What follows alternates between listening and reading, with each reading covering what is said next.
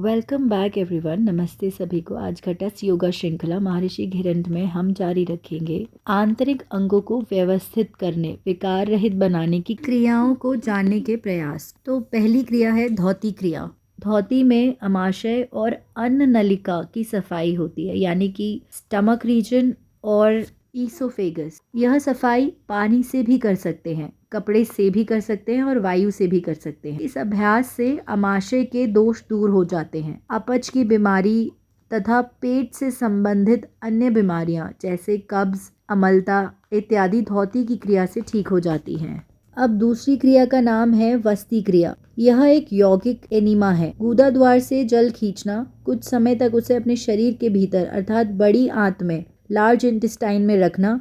छोटी आंत में तो कभी पानी जाएगा नहीं, केवल बड़ी आंत में पानी रुकता है। उसके बाद उस जल का निष्कासन कर देना, ठीक से वैसे ही जैसे एनीमा में होता है। केवल इतना अंतर है कि एनीमा में यही क्रिया यंत्र के सहारे होती है, एक ट्यूब के माध्यम से, पर वस्ती प्रक्रिया में यह स्वाभाविक रूप से होती है। अधिक ठीक से तो इसी क्रिया को मानेंगे, क्योंकि जब एनीमा करते हैं तब यदि कभी जोर लग गया तो शरीर के अंदर ही खरोच आ जाती है, अंदर ही घाव हो जाता है, खून निकलता है, क्योंकि वहाँ पर जो निष्कासित पदार्थ होते हैं वे विषयुक्त होते हैं। इसलिए घाव का जब उन पदार्थों से संबंध होता है तो विष उस घाव में फैल जाते हैं। इसलिए योगी एनीमा की जगह वास्ती की सलाह देते हैं। सर्वप्रथम इस अभ्यास को सिद्ध करना पड़ेगा और इसको सिद्ध करने के लिए संभवतः रबर की नली की आवश्यकता होगी। अब तीसरी क्रिया है नेति क्रिया। नेति क्रिया एक ENT डॉक्टर की तरह कार्य करती है। यह नाक, कान और गले की सफाई करती है।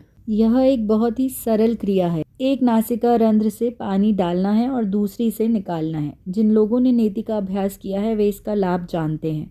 यह नासिका के अंदर साइनस को साफ कर देती है। जिन लोगों को साइनोसाइटिस, राइनाइटिस, सर दर्द या माइग्रेन है, या अग्र ललाट में जो हमेशा दर्द होता रहता है, जिन लोगों की दृष्टि कमज़ोर है, आंखें जल्दी थक जाती हैं, कुछ देर पढ़ने के बाद आंखों में पानी आ जाता है, लाल हो जाती हैं, दर्द देती हैं, या कान से संबंधित जो थोड़ी बहुत समस्याएं होती हैं, कान के अंदर मैल ज़्यादा जम जाता है, कड़ा हो जाता है, उसे निकालते हैं तो कान के पर्दे में भी कभी कभी चोट लग जाती है। ऐसी सभी बीमारियों के लिए नेति क्रिया बहुत उपयुक्त है। यह गले की खराश को भी ठीक कर देती है।